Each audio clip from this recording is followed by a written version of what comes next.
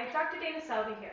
Today we're going to talk about the importance of balance training, specifically for an injury to a weight-bearing joint.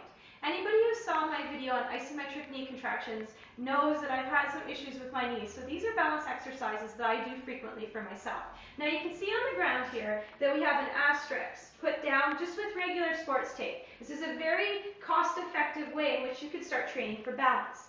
What you can do is stand in the middle of the asterisk, make sure that your environment is clear of any objects that could become safety hazard. And if you want, you can even have a wall very close by if you need to have your hand there for balance.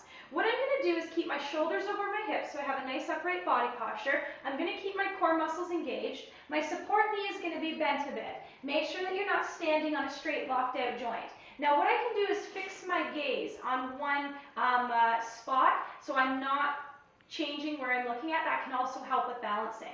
What I can do here is use each prong of the asterisk, come out and touch, back to the middle, out, touch, back to the middle. Make sure you're not transferring your weight. You want to keep all of your weight on your support foot. Now, if you don't have the option of putting tape down, you can also envision a clock face. So going clockwise, I could go 1 through 6, counterclockwise 6 through 12. As you get more advanced with your balance training, you can also touch down with your hand, back to the middle, and you can make this a lot more challenging. You can see on the ground here, we also have different types of balance equipment. We've got a wobble board, a balance pad, a balance pod, and a Bosu ball. Now, depending on where you get your balance equipment, be it Sports Check, National Sport, Canadian Tire winners, all of those places have really good selections of different types of balance equipment. You can really make your exercising a lot more challenging, from simple one-legged standing. So for example, if we go back to the asterisk and I now stand on the balance pod, things become a lot more challenging as you progress through with that exercise. When you're working with the wobble board, you can either stand on both legs or you can stand on one leg.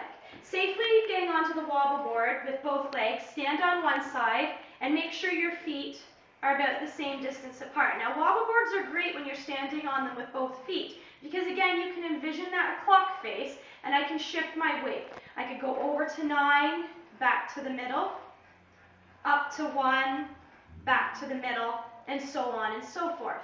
If you're standing on one leg, you want to make sure again you get on in a safe manner and you're standing right in the middle. Again, keep your shoulders over your hips, keep your core muscles engaged, and try to keep that wobble board from touching down.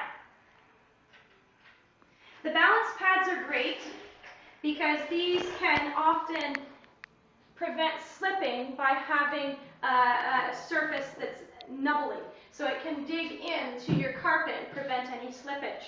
And again, you can really work any exercise.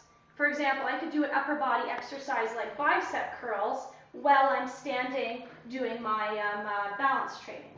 Bosu balls are very common to most gyms, and they have the option you can either stand on the domed surface or they can also be flipped over and you can stand on the flat surface. You'll often see a lot of people in a gym setting doing things like squats on a Bosu ball, really taking that balance and stability training to that next level up. So if you're rehabilitating an injury, specifically an injury to the ankle, the knee, or the hip, make sure you incorporate balance and stability training into your program of care. That's all for now.